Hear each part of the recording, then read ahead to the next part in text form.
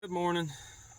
Uh, we got some good old Kentucky rain this morning coming down, and that's okay because we're gonna get a few things done this morning. Uh, this has been done several times, but I think it's worth mentioning again because I mean this could be the difference between life and death. As you can see here, what type of projectile should you choose for the job at hand? And this is something, this kind of trickled a thought to me. There's a lot of stuff on the market right now that is, I feel, marketed incorrectly.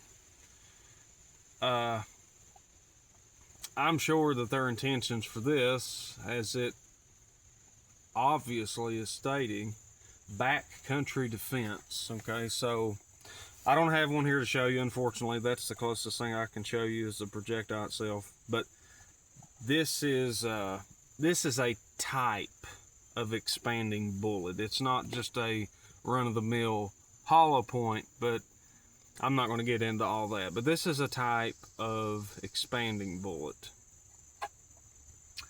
And just right off the bat, let me get something out of the way. I am not an expert. Okay, I am not a big game guide. I have not killed 30 brown bears. I have not lived in Alaska for 50 years, yada yada yada. I'm not an expert. Get that out of the way. But that being said, I'm also not an idiot either. And some of this is just, this could be the difference between life and death. Because when you're carrying this stuff,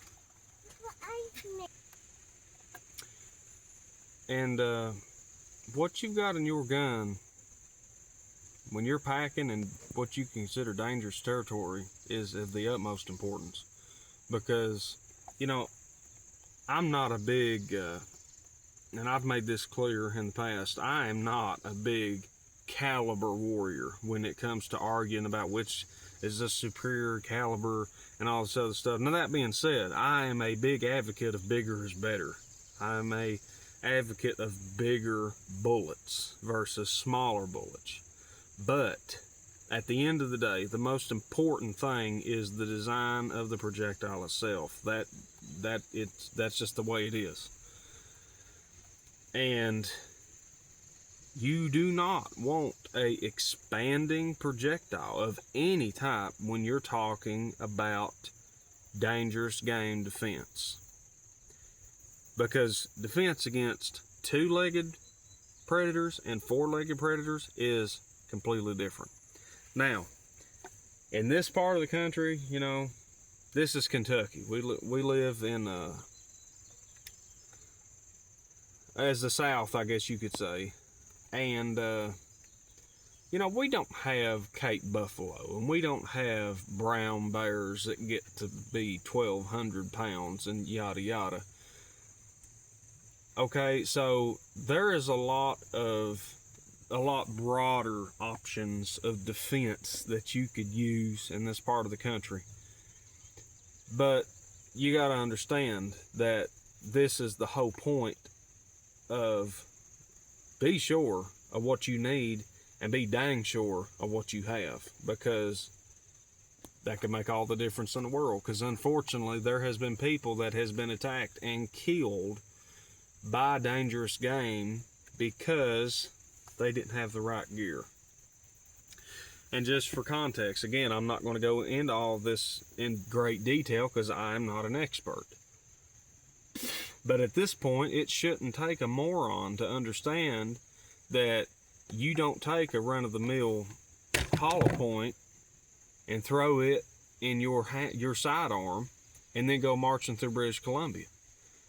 Because if you're talking about brown bear, if you're talking about grizzly, you know, Kodiak, what have you, that is a different type of beast than the bear we have around. We have bears around here, but we've got black bear.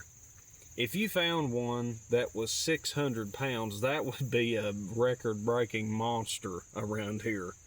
And most likely, you're probably not going to find one that's even 400. That would be a good one. Probably not even that big. And black bears are a lot different than a brown. And you don't necessarily need a plus P plus hard cast to stop a black bear per se. But, you know, for the bigger ones you do, because they are a lot tougher than their smaller counterparts. It takes a pretty good projectile to go through the skull of a brown. And that's my whole point. And I've got some different bullets here to show you, some different types of projectiles. And we'll go into that.